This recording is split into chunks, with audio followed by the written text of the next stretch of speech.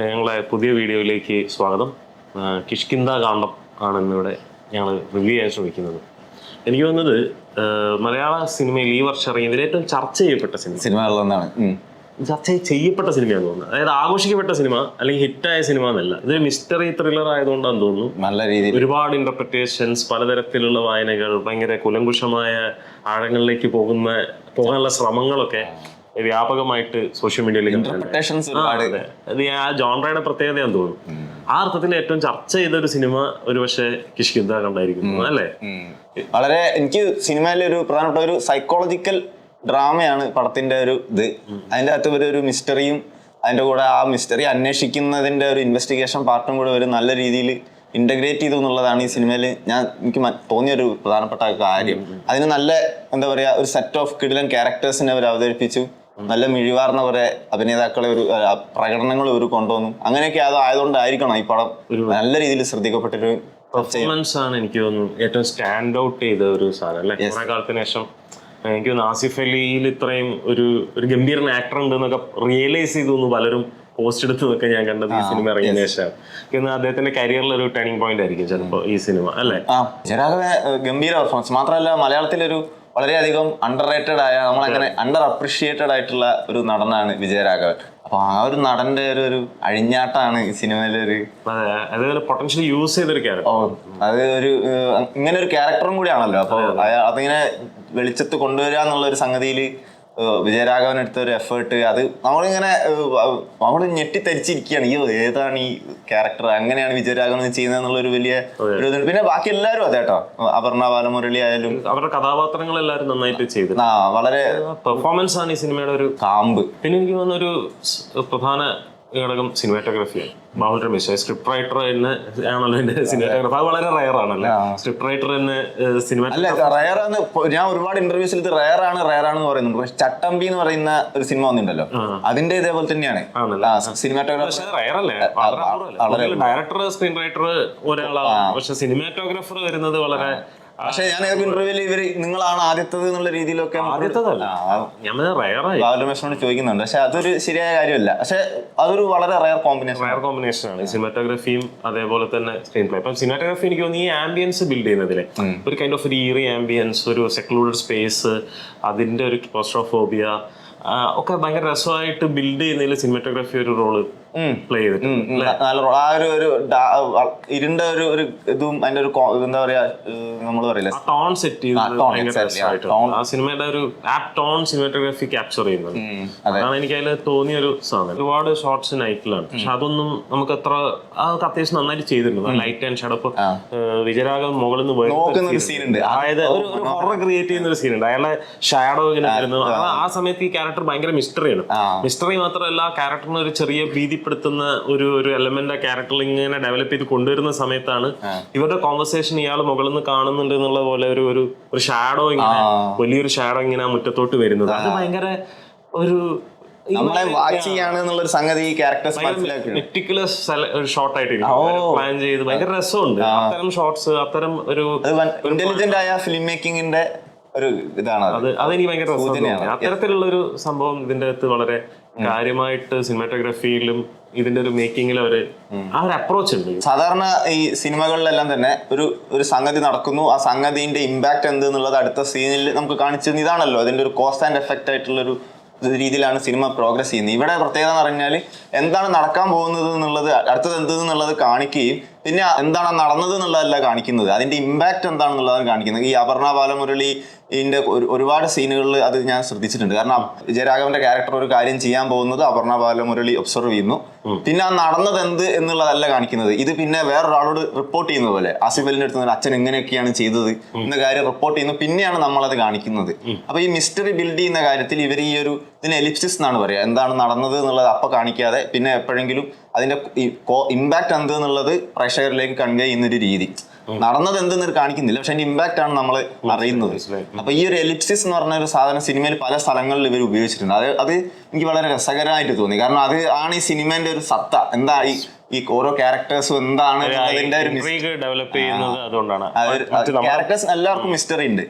Usual നമ്മുടെ ഈ ത്രില്ലറുകളിൽ നിന്ന് വ്യത്യസ്തമാക്കുന്ന ഒരു സ്ക്രീൻ പ്ലേ ഒരു മെത്തേഡ് ഇതാന്ന് തോന്നുന്നു. മറ്റൊരു രസമുള്ള ഒരു ട്രിക്ക് അല്ലെങ്കിൽ സ്ക്രീൻ പ്ലേയിൽ ഒരു യൂസ് ചെയ്ത ഒരു സാധനം, സ്ക്രീൻ പ്ലേയിൽ മാത്രമല്ല സിനിമയുടെ മേക്കിങ്ങിലൊക്കെ ഒരു ഹൊററിന്റെ ഒരു സബ് ടെക്സ്റ്റ് അല്ലെ, ഒരു മിസ്റ്ററി മേജർ ജോണറായിട്ട് നിൽക്കുമ്പോഴും ഹൊററിന്റെ ഒരു ഹൊറർ ജോണറ ഒരു സബ് ടെക്സ്റ്റ് ആയിട്ട് വരുന്നത് സൈക്കോ ഹൊറർ സാധനം.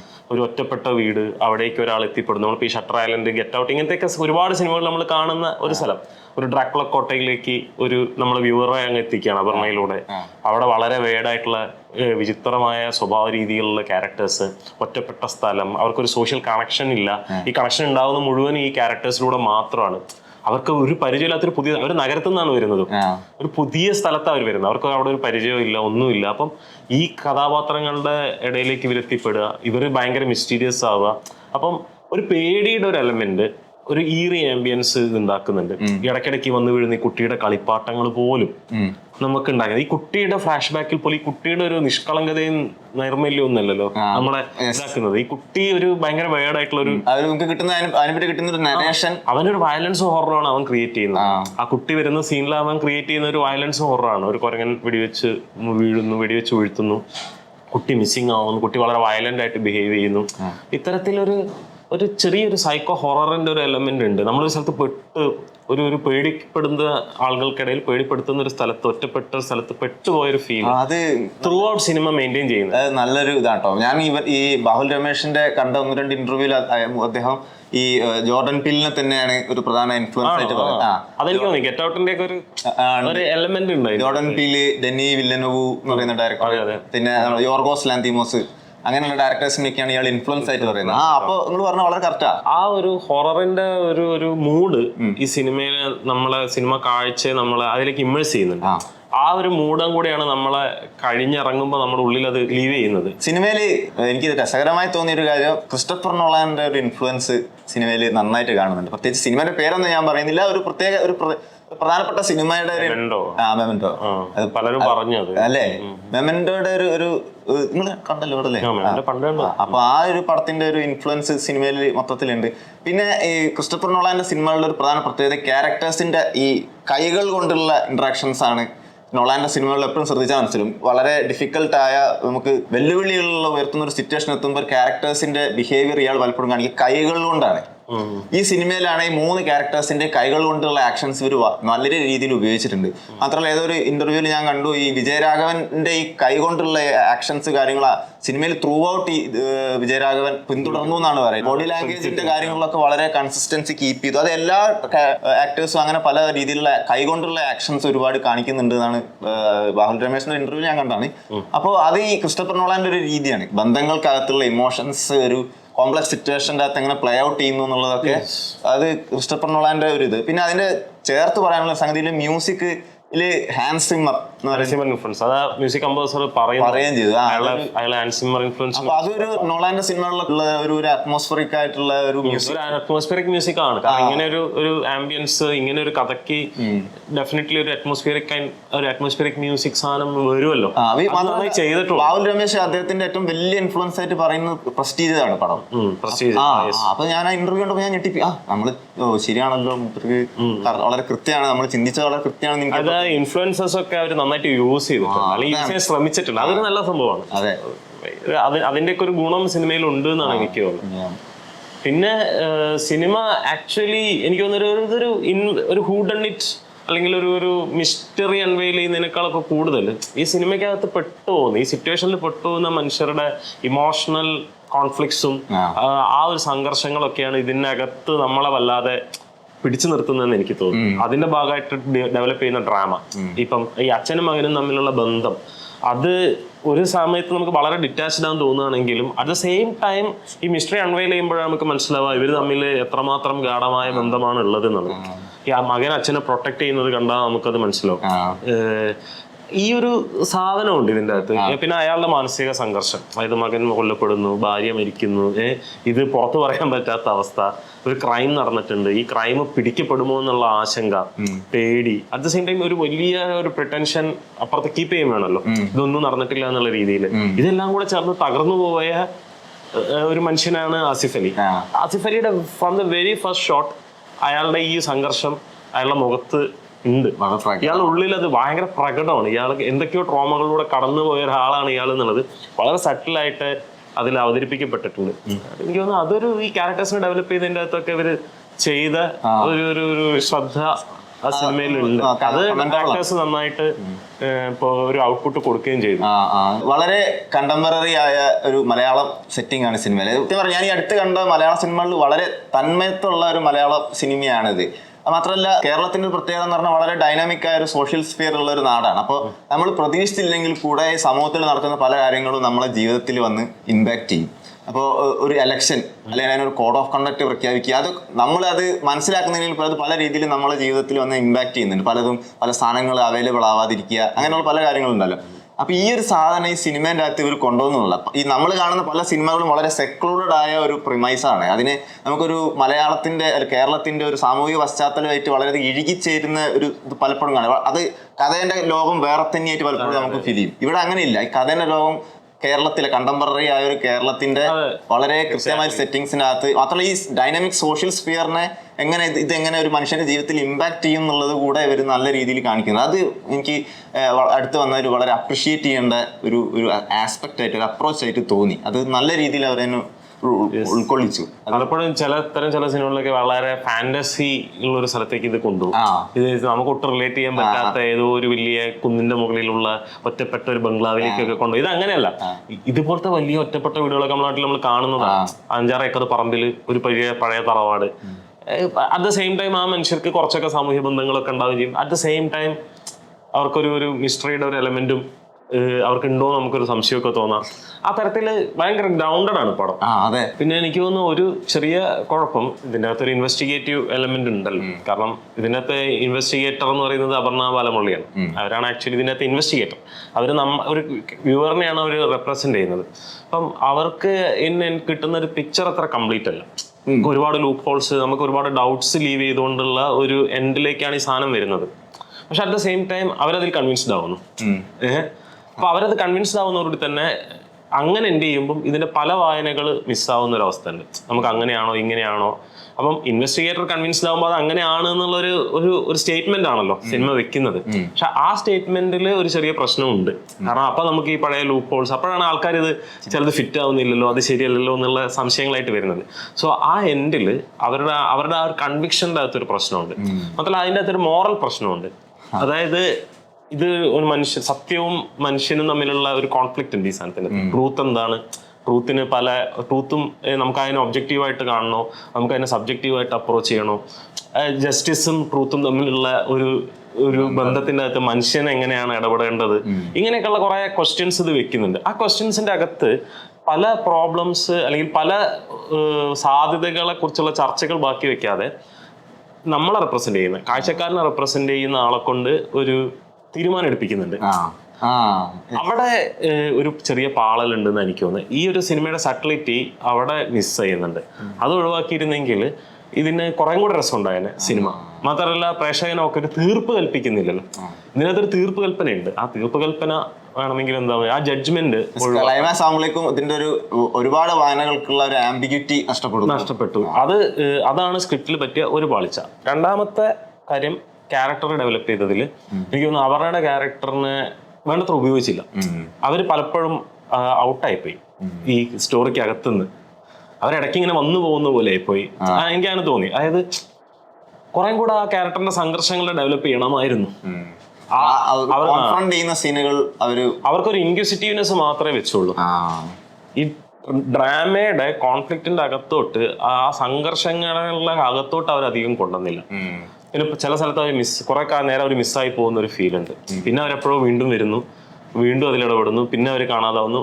ആ ഒരു പ്രോബ്ലം വേണ്ടത്ര ഡെവലപ്പ് ചെയ്തില്ലെന്നു. ആസിഫ് അലിക്കും വിജയരാഘവന്റെയും കഥാപാത്രങ്ങൾക്ക് കൊടുത്ത ആ ഒരു ഡെപ്തോ അല്ലെങ്കിൽ ആ ഒരു ശ്രദ്ധ സ്ക്രീൻ പ്ലേയില് അപർണയുടെ അത് സ്ക്രീൻ പ്ലേയിൽ ഇങ്ങനെ ഒരു അവിടെ ഇവിടെയൊക്കെ ഒരു കല്ലുകടിയായിട്ട് നിൽക്കുന്നുണ്ട്. ഫ്ലോസ് നിങ്ങൾ പറഞ്ഞൊക്കെ കറക്റ്റാണ്. പക്ഷെ എന്നാൽ പോലും ഇക്കൊല്ലം ഇറങ്ങിയ ഒരു ഗംഭീരമായ ഒരു സിനിമകളിൽ ഒന്ന് തന്നെയാണ്. നോ ഡൗട്ട് അല്ലേ? നല്ലൊരു സിനിമയാണ്. എനിക്ക് തോന്നുന്നു ആട്ടത്തിന് ശേഷം മലയാളത്തിൽ ഉണ്ടായി വന്ന ഒരു വളരെ സീരിയസ് ആയ ഒരു സിനിമകളിൽ ഒന്നാണ്. അതിന്റെ സ്ക്രിപ്റ്റിലാട്ടെ ഞാൻ പറഞ്ഞു. ആട്ടത്തിന്റെയും സ്ക്രീൻ പ്ലേ ഗംഭീരമാണ് അല്ലേ? Tight ആയ സ്ക്രീൻ പ്ലേ. അതേപോലെ ആ സ്ക്രീൻ പ്ലേ മികവ് പിന്നെ വന്നൊരു സിനിമ കിഷ്കിന്ത കണ്ടാന്ന് തോന്നുന്നു. ആ ഒരു ലെവൽ, ആ ഒരു ക്വാളിറ്റി സ്ക്രീൻ പ്ലേയിൽ വന്നൊരു തോട്ട് എന്നൊക്കെ നമ്മൾ പറയുന്ന രീതിയിലുള്ള സ്ക്രിപ്റ്റ്.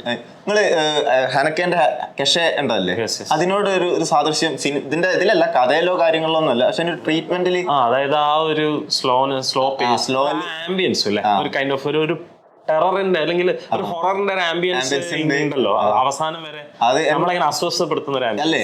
അതാണ് എനിക്ക് അത് ഹനക്കേന്റെ സിനിമകളിലൊക്കെ ഉണ്ടല്ലോ, ഈ ഫാമിലി ഡ്രാമാസിന്റെ അകത്തുള്ള വിയർഡ്നെസ് ഒക്കെയാണല്ലോ അയാൾ ഇതാക്കുന്നത്, പവർ എങ്ങനെ വർക്ക് ചെയ്യുന്നു, അതൊക്കെ ഇവിടെ കുറച്ച് ഒരു എക്സ്പ്ലോർ ചെയ്യാൻ ശ്രമിച്ചതായിട്ട് മിസ്റ്ററി ഉണ്ടാവുകയും ചെയ്യും. വൈറ്റ് റിബണിലൊക്കെ ഉണ്ടല്ലോ ഒരു കൈൻഡ് ഓഫ്, അതന്നെ നമുക്ക് ആ ഒരു ക്ലോസ്ട്രോഫോബിയ ഫീൽ ചെയ്യും. വൈറ്റ് റിബണിൽ ആ വീടൊക്കെ ഉണ്ടല്ലോ, ഇതിലും ഉണ്ട്, കാഷയിലും ഉണ്ട്. നമുക്ക് ആ സ്പേസ് അതിന്റെ നമ്മൾ പെട്ടൊരു ഫീൽ, പെഡൽ ഉണ്ടല്ലോ, പെഡൽ അതിന്റെ അകത്ത് കുടുങ്ങിപ്പോയൊരു ഫീല് അതുണ്ട്. ആ അർത്ഥത്തിലൊക്കെ നോക്കുമ്പോ മലയാളത്തിൽ അടുത്തിറങ്ങിയ ഏറ്റവും നല്ല സിനിമകളിലൊന്നും തന്നെയാണ് കിഷ്കിന്ത കാണ്ടെന്നാണ് എനിക്ക് തോന്നുന്നത്. ഗംഭീര പടം. അതെ, നല്ല ഗംഭീരം എന്ന് പറയാവുന്ന പടം. നമുക്കിങ്ങനെ ഉള്ളിന്ന് ഇങ്ങനെ കൃത്രിമത്വമൊന്നും ഇല്ലാതെ ഗംഭീരം അറിയാവുന്ന. പിന്നെ പേര് ഈ കിഷ്കിന്ത കാണ്ടെന്നുള്ള പേരും എനിക്ക് അങ്ങോട്ട് കണക്ട് ആയില്ല. കുരങ്ങന്മാരുണ്ട്, എനിക്കും പേര് വലിയ കണക്ഷൻ ഒന്നും ആയില്ല. പക്ഷെ ഞാൻ ആലോചിച്ചൊക്കെയല്ല, ഞാൻ അങ്ങനെ പലരും എഴുതിയൊക്കെ വെച്ച് വെച്ചാൽ ഈ ടെയിൽ ഓഫ് 3 monkeys എന്ന സാധനം ഉണ്ടല്ലോ, മറ്റേ മൂക്ക് പൊത്തി കണ്ണു പൊത്തി ചെവി പൊത്തി നിൽക്കുന്ന 3 മങ്കികളുടെ പ്രതിമകളുണ്ട് ജപ്പാനീസ്. അപ്പൊ അതുമായി ഇതിനെന്തോ ബന്ധമുണ്ട് എന്നൊക്കെ ഞാനോട് വായിച്ചു. പക്ഷെ എനിക്കത് രാമായണത്തിൽ എന്താ ബന്ധം എന്നുള്ളത് എനിക്ക് മനസ്സിലായില്ല. എവിടെയാണ് കണക്ഷൻ ആണ് ഇവര് ഇന്റർവ്യൂലൊക്കെ പറയുന്നത് വളരെ റാൻഡം ആയിട്ട് ഇട്ട പേരാണെന്നൊക്കെയാണ്. പക്ഷെ എനിക്കത് തോന്നുന്നില്ല, പേര് മാത്രമാണ് എനിക്ക് എന്തുകൊണ്ട് ഈ പേര്. പക്ഷെ അങ്ങനെ ഒരിക്കലല്ലല്ലോ, ഒരു പേരെന്നാലും വെറുതെ ഇടൂലല്ലോ. പേര് കൺവിൻസിങ് അല്ല, അറ്റ്ലീസ്റ്റ് നമ്മുടെ കൺവിൻസിങ് ആയിട്ടില്ല, മനസ്സിലായിട്ടില്ല, നമ്മുടെ ബുദ്ധിയും അറിവും വെച്ച് കൺവിൻസിങ് ആയിട്ടില്ല. മേ ബി അവർക്ക് അവരുടെ എക്സ്പ്ലനേഷൻ ഉണ്ടാവും. ചിലപ്പോൾ വേറെ ആർക്കെങ്കിലും നല്ലൊരു നിങ്ങൾക്ക് അങ്ങനെ ഉണ്ടെങ്കിൽ കമന്റ് ചെയ്യാവുന്നതാണ് അല്ലെ, എന്തുകൊണ്ട് ഈ പേര് എന്നുള്ളത്. ഞാൻ അധികാരം അത് എഴുതി കണ്ടില്ല. ചിലർ മിക്കവാറും എല്ലാവരും തന്നെ ഈ പേര് എന്താണ് എന്നിങ്ങനെ കൺഫ്യൂസ്ഡ് ആയിട്ട് നിൽക്കുന്ന ഒരു സ്ഥാനമാണ് പലരും എഴുതി കണ്ടത്. രാമായണമായിട്ടൊന്നും ഇതിനൊരു ബന്ധവും എനിക്ക് തോന്നിയില്ല. ഈ ഞാൻ വായിച്ചൊരു ഇന്റർപ്രിട്ടേഷനിൽ പറയുന്ന ഈ ടെയിൽ ഓഫ് 3 monkeys എന്ന് പറയുന്നത് എന്താണ്, സീ നോ ഈവിൾ, മറ്റേ സ്പീക്ക് നോ ഈവിൾ, അങ്ങനെ 3 സാധനം ഉണ്ടല്ലോ. നിങ്ങൾ ഈവിൾ കാണാതിരിക്കുക. പിന്നെ തോന്നിയൊരു സാധനം യയാദിയാണ്. അതായത് ഈ യയാദിയിൽ ഈ അച്ഛന്റെ ജരാനരകൾ ഏറ്റവും വാങ്ങേണ്ടി വരുന്ന പുരു. അപ്പം ഇവിടെ ഈ വിജയരാഘവന്റെ ഓർമ്മ വാർദ്ധക്യത്തിന്റെ അയാളുടെ അസുഖത്തിന്റെ എല്ലാ ബേർഡനും ബെയർ ചെയ്യുന്നത് ആസിഫ് അലിയാണ്. അയാൾ ചെയ്ത ക്രൈം, അയാളാണ് അയാൾ ആക്ച്വലി ക്രൈം ചെയ്യുന്നത്. അയാളാണ് ഈ ഡെഡ് ബോഡി ഒളിപ്പിക്കുന്നത്. അതോടുകൂടിയാണ് ഇത് ഒരു തരത്തിലും പുറത്തു പറയാൻ പറ്റാണ്ടായി പോകുന്നത്. കാരണം ഇത് ഡെഡ് ബോഡി ഒളിപ്പിക്കുന്നതോടെ ഇതൊരു ഭയങ്കര ക്രൈം ആയല്ലോ. അപ്പം ആ ക്രൈമിന്റെ സംഘർഷം കൂടെ അതായത് ഇയാളാണ് അനുഭവിക്കുന്നത്.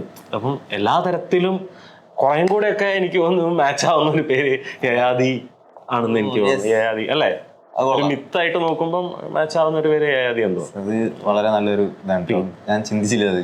അല്ല, കമ്പാരിറ്റീവ്ലി കുറച്ചെങ്കിലും ഇവർ തമ്മിലുള്ള ബന്ധത്തെ നമ്മൾ എടുക്കുമ്പോൾ.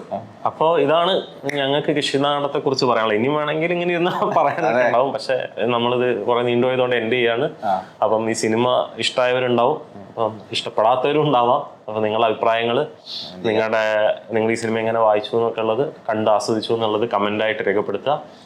വീഡിയോ ഇഷ്ടപ്പെട്ടെങ്കിൽ ഞങ്ങളെ വീഡിയോ ലൈക്ക് ചെയ്യുക, ചാനൽ സബ്സ്ക്രൈബ് ചെയ്യാൻ മറക്കരുത്. Thank you.